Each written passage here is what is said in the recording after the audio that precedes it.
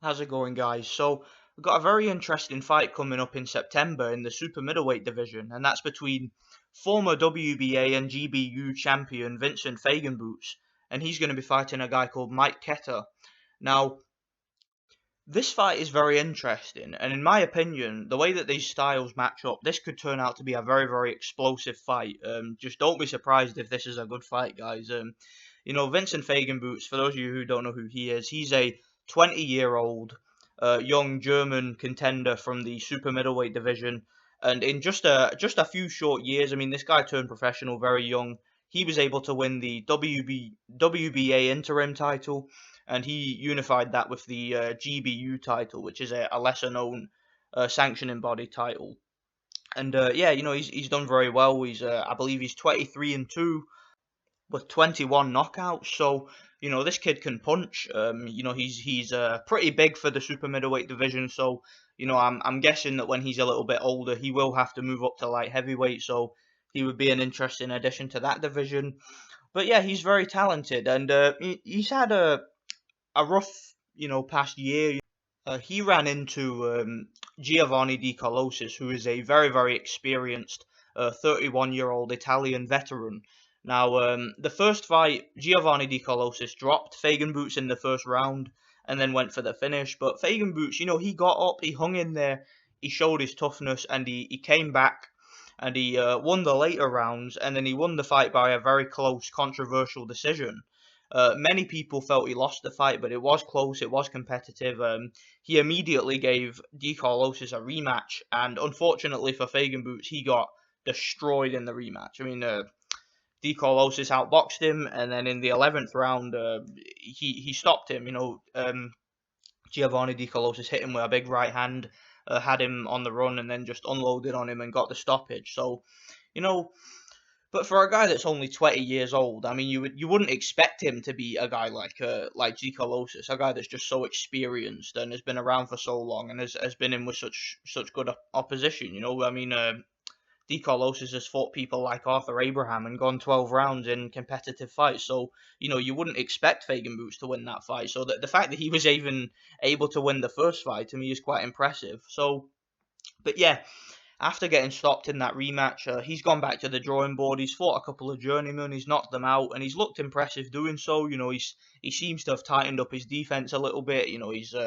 He's taking his time more in the ring, and obviously he's just learning. He's getting back on track, and he's got this next opponent coming up, this Mike Keta. Now, this is going to be a very interesting test, and I'll explain why.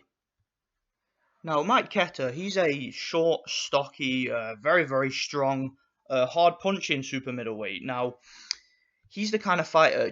Interestingly enough, he reminds me a little bit like of David Lemieux, because David Lemieux, he's one of these fighters, a very, very short, stocky power puncher, a powerhouse type fighter who is going to come forward and try to slug it out with you. That's the kind of fighter that Mike Keta is to me, and he can punch. The guy's got 17 knockouts out of 20 victories. However, he has been knocked out himself. I believe he's been knocked out twice, and he's been beaten on points once. So, this guy, he is beatable, but in recent years, he's won most of his fights. He's won most of them by knockout. He hasn't fought the best opposition, it has to be said. But the reason why I think that this is a big test for Feigenbutz is because this dude is 33 years old, right? He's at his prime. He's also a very experienced kickboxer who transitioned over to boxing. So obviously this dude has been in with many different styles. He understands fighting, and from what I've seen of videos of fights that I've watched of this dude, he looks very confident to me. He looks pretty tough. When he attacks the body, he does it viciously, and he comes forward, and he's very strong. He's physically strong, and with fighting a 20-year-old boy, he's obviously going to be closer to his prime because this guy's 33, so he's a grown man and he's very strong and he hits hard. So I think that in this fight, this guy's going to come forward. He's going to be working the body. He's going to be looking to impose himself on the younger man, show him who's boss in the ring. And I think that Vincent Feigenbutz, he's going to probably have to slug it out with this guy, because I don't see Feigenbutz keeping this guy at distance, because like I said, this guy's very, very aggressive. He's very strong. And I think that Feigenbutz is going to be tested in this fight, and it's going to be very interesting to see if he can handle it. Now, one thing that does have to be said is that Mike Keta is moving up from middleweight. But to me, looking at his body and just his build and his shoulders and everything, to me he looks like he belongs at super middleweight. So I don't think that will be much of an issue for Mike Keta. I think he will probably settle into the super middleweight division well, but it'll be interesting because like I said, look, this is a grown man. This is a guy in his 30s against a guy who is only 20 and who's inexperienced and who has been stopped twice. So it's going to be interesting. It's going to be a very interesting fight, and I really don't want to miss this fight. It's going to be good. We've got a lot of fights coming up, and this Feigenbutz guy, if he's able to win this fight, I suppose the logical next step for him would be to try and get a third fight against D. Carlosis, because obviously Feigenbutz did defeat D. Carlosis in the first fight, so there's no reason why after this fight, if he wins this fight and if he improves, perhaps he could get himself a third fight and get his title back, because I believe that D. Carlosis has been elevated to the full WBA champion now, whereas when these guys fought, it was for the interim title. But since there's a whole issue going on with Felix Sturm and the drug testing and whatnot, I think the WBA have decided to elevate D. Carlosis to the title of full champion. So if Feigenbutz is able to get that fight, that's a chance for him to become a world champion. So yeah, it'd be very interesting to see.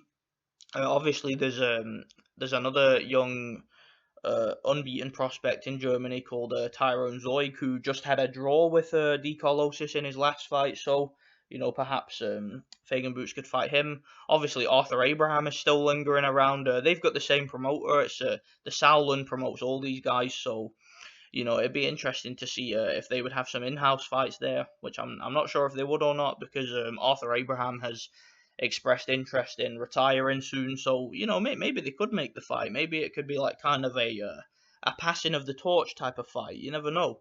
But I would like to see it.